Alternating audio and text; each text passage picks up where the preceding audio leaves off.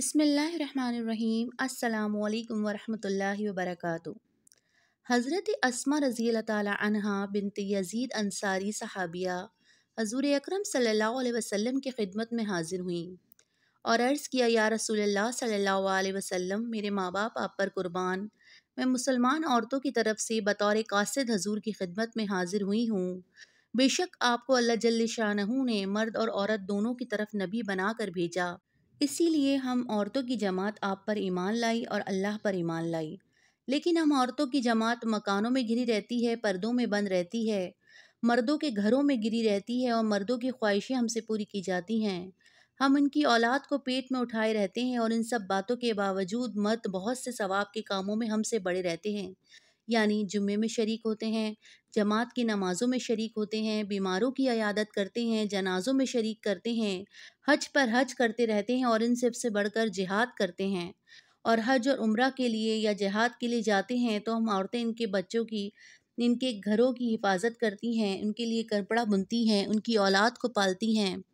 کیا ہم ثواب میں ان کی شریک نہیں؟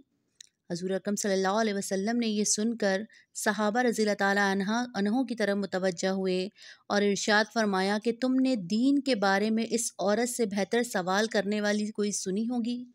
صحابہ نے عرض کیا، یا رسول اللہ صلی اللہ علیہ وسلم، ہم کو خیال بھی نہیں تھا کہ عورت بھی ایسا سوال کر سکتی ہے۔ اس کے بعد نبی صلی اللہ علیہ وسلم اسما کی طرف متوجہ ہوئے اور ارشاد فرمایا، غور سے سنو اور سمجھو، اور جن عورتوں نے تجھ کو بھیجا ہے ان کو بھی بتا دو کہ عورت کا اپنے خاوند کے ساتھ اچھا برتاؤ کرنا اور اس کی خوشنودی کو ڈھونڈنا اور اس پر عمل کرنا ان سب چیزوں کے ثواب کے برابر ہے۔ حضرت اسما یہ جواب سن کر نہایت خوش ہوئیں اور واپس لوٹ گئیں۔ عورتوں کو اپنے خاوند کے ساتھ اچھا برتاؤ کرنا چاہیے اور ان کی اطاعت و فرما برداری کرنا بہت ہی بڑی چیز ہے، مگر عورتیں اس سے بہت ہی غافل ہیں۔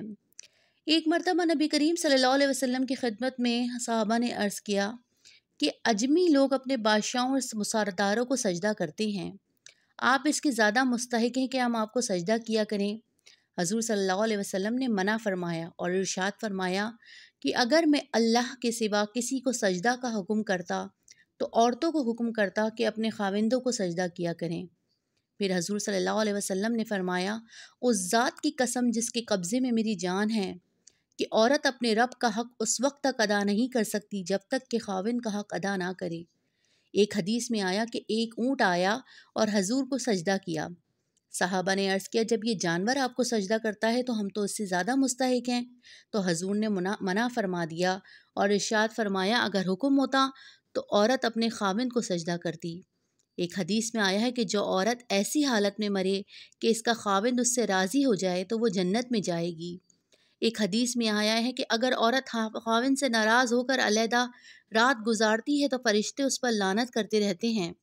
ایک حدیث میں آیا ہے کہ دو آدمیوں کی نماز قبولیت کے لیے آسمان کی طرف اتنی بھی نہیں جاتی کہ سر سے اوپر ہو جائے، ایک وہ غلام جو اپنے آقا سے بھاگا ہو اور ایک وہ عورت جو کہ خاوند کی نافرمانی کرتی ہو۔